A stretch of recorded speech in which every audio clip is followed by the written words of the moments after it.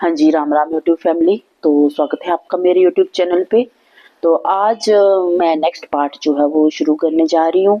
तो आपने मेरे पिछले पार्ट में भी सुना होगा कि आज हम श्री राम अवतार जी की कथा जो है वो सुनेंगे। तो आप मेरे यूट्यूब चैनल के साथ जुड़े रहें, मेरे पार्ट के साथ जुड़े रहें। और अगर आपने मेरा पिछले वाला पार्ट नहीं देखा है तो मैंने वो वाले पार्ट जो लिंक है वो मैंने डिस्क्रिप्शन में ऐड कर दिया है। आप उसको जो है वो वहां जाके देख सकते हैं, तभी आपको आपकी ये नेक्स्ट पार्ट की जो कहानी है वो समझ में आएगी। तो चलिए हम शुरू करते हैं, श्री राम जी का अवतार कैसे हुआ। तो आइए फिर शुरू करते हैं आगे से। हाँ जी, तो जय श्री राम। यहाँ से शुरू करते हैं हम। आज जो है राम अवतार की कथा जो है वो हम सुनेंगे।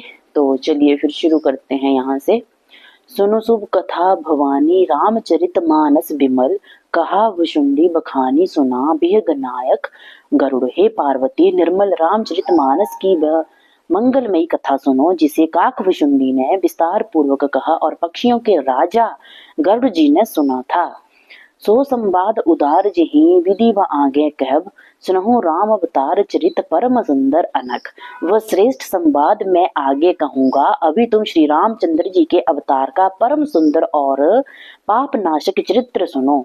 हरिगुण नाम अपार कथा रूप अगणित अमित, मैं निज मति अनुसार कहूँ उमा सादर सुनहूं। श्री हरि के गुण नाम कथा और रूप सभी अपार अनगिनत और असीम हैं, फिर भी उसे मैं अपनी बुद्धि के अनुसार कहता हूँ, तुम आदर पूर्वक सुनो।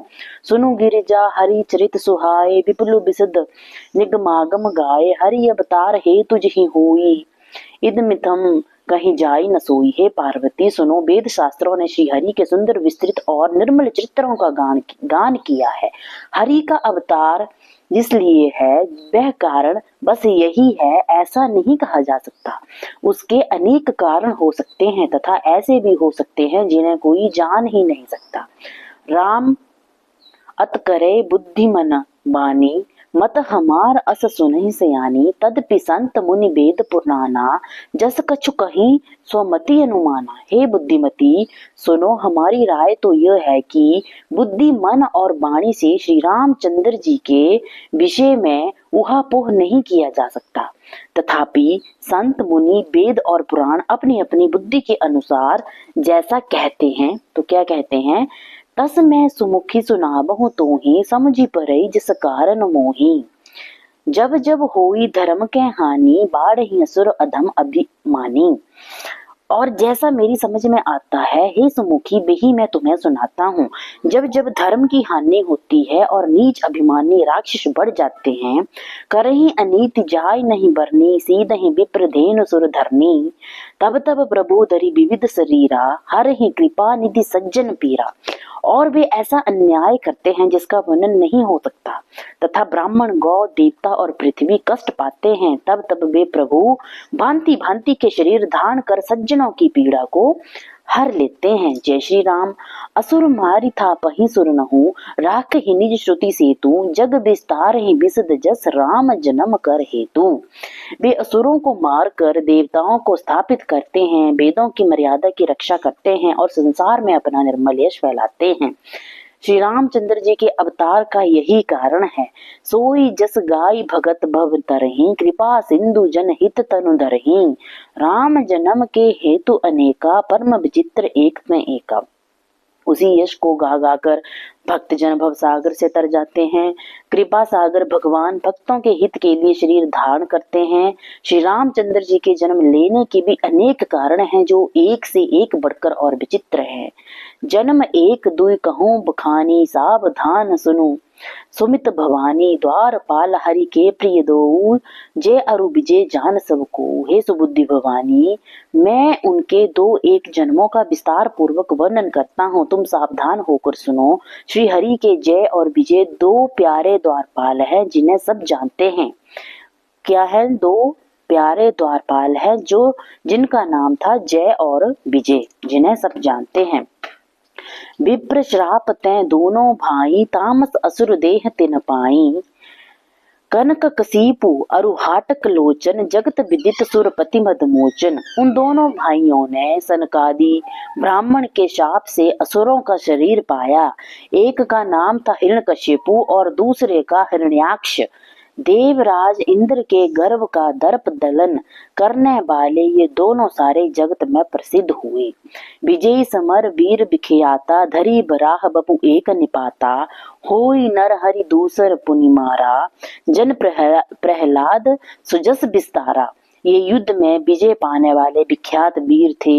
इनमें एक हिरण्याक्ष को भगवान ने सूर का रूप धारण करके मारा। फिर दूसरे हिरण्यकशिपु का नरसिंह रूप धारण करके वध किया और अपने भक्त प्रहलाद का यश प्रसारित किया। जय श्री राम।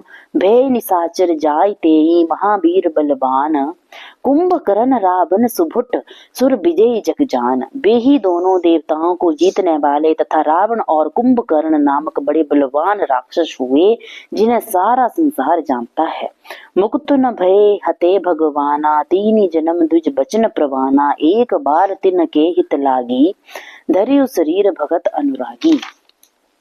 भगवान के हाथों मारे जाने पर भी मुक्ति इसलिए नहीं पा सके क्योंकि ब्राह्मण का शाप 3 जन्मों के लिए था। अतः एक बार उनके कल्याण के लिए भगवान श्री हरि ने पुनः अवतार लिया।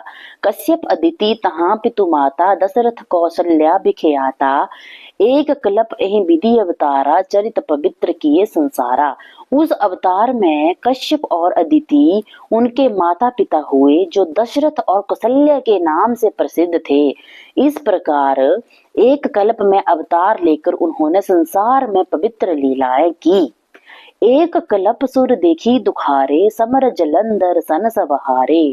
शंभु कीन संग्राम अपारा धनुज महाबल मरे न मारा। एक कल्प में सब देवताओं को जलंधर दैत्य से युद्ध में हार जाने के कारण दुखी देखकर शिवजी ने उसके साथ घनघोर युद्ध किया, पर वह महाबली दैत्य मरता ही नहीं था।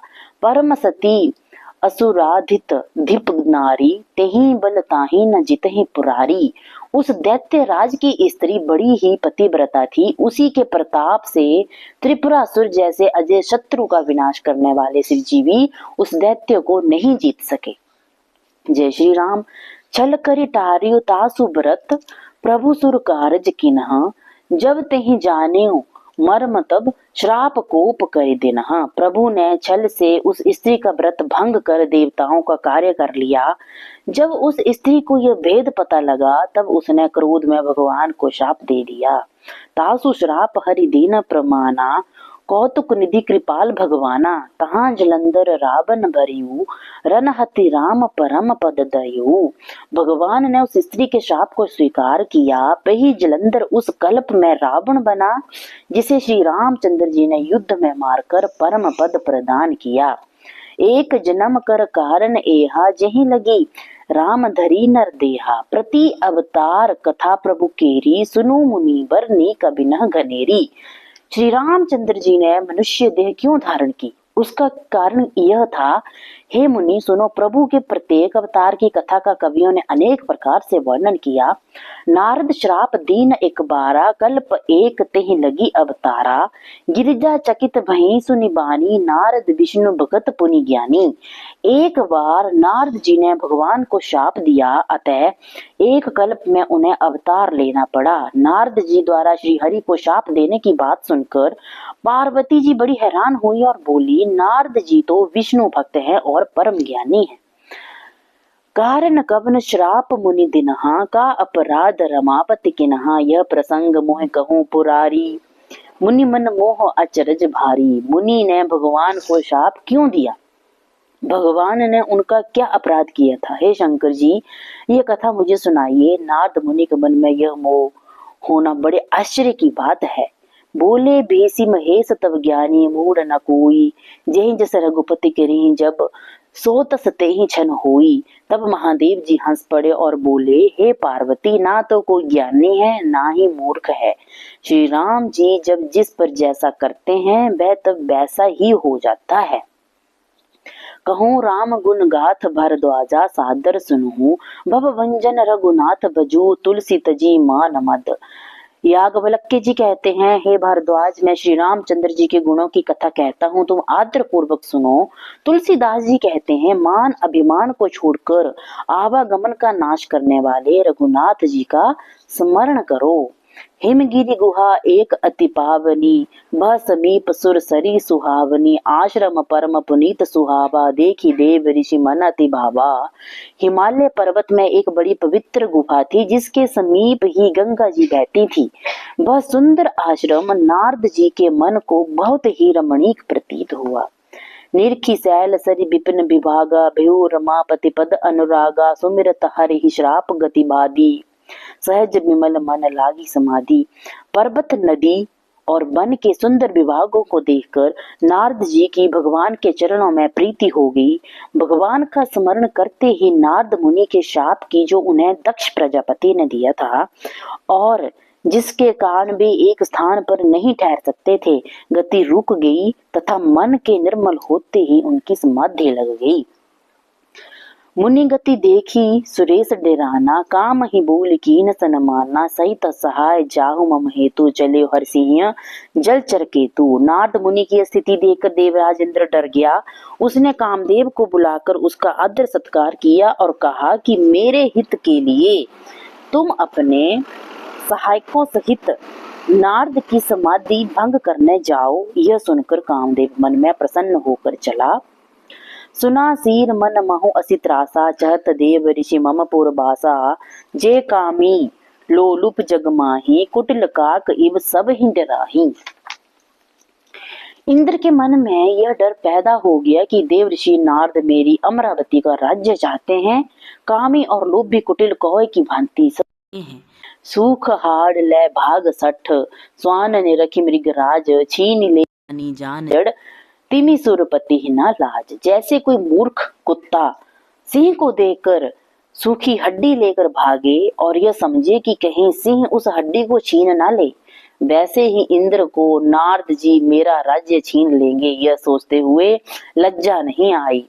तेहि आश्रम ही मदन जब गयो, निज माया बसंत निर्मयो, कुसुमित विविधि बिटप बहुरंगा, कूजहि कोकिल कुजहि भृंगा। कामदेव उस आश्रम में गया और उसने अपनी माया से वहां बसंत ऋतु को उत्पन्न किया। वृक्षों पर नाना प्रकार के रंग बिरंगे फूल खिल गए, कोयला कूकने लगी और भौरे गुंजार करने लगे। चली सुहावनी त्रिविध बिहारी, काम कृषानु बड़ा बनिहारी, रंबादिक सुर नारी नवीना, सकल असमसर कला प्रवीणा। कामग्नि को भड़काने वाली शीतल मंद और सुगंधित हवा चढ़ने लगी। रंबा आदि नवयुक्ति देवांगनाएं जो काम कला में हर प्रकार निपुण थी, कर ही गान बहुतान तरंगा, बहुविधि क्रीड़ ही पानी पतंगा।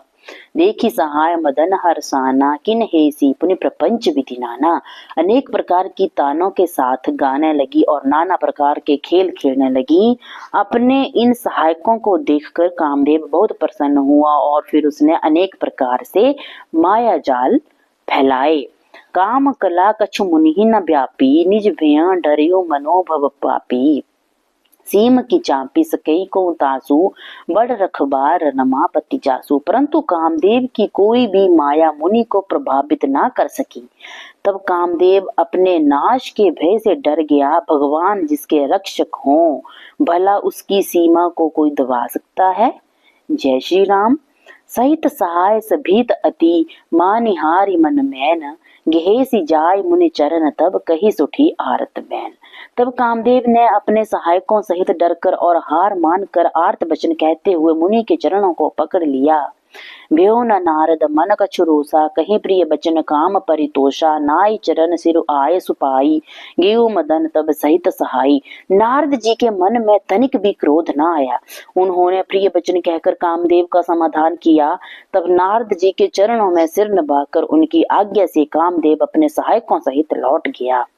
मुनि सुशीलता आपनी करनी, सुरपति सभा जाई सब बरनी, सुनी सब के मन अचरजु आवा।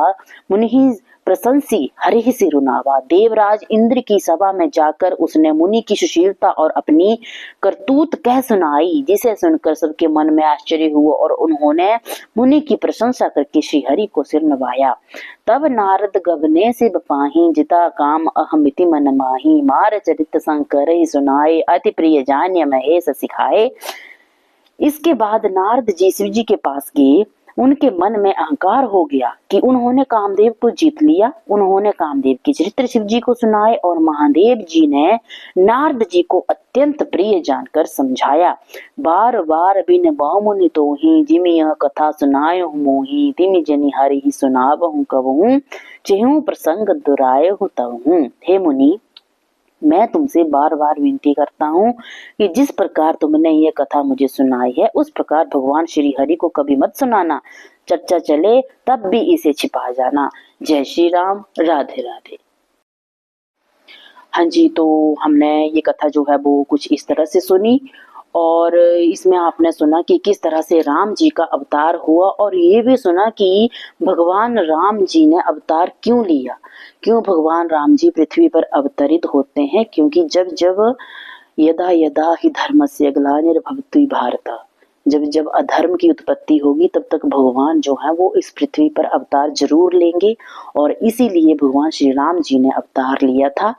तो आप मुझे ये जरूर बताएं आपको मेरी वीडियो कैसी लगी और कमेंट करके जरूर बताएं। और अगर मेरे से कुछ त्रुटि होगी तो मुझे क्षमा करें। मिलती हूँ मैं आपके साथ नेक्स्ट पार्ट के साथ, तब तक आप मेरे साथ जुड़े रहें और जय श्री राम। राधे राधे।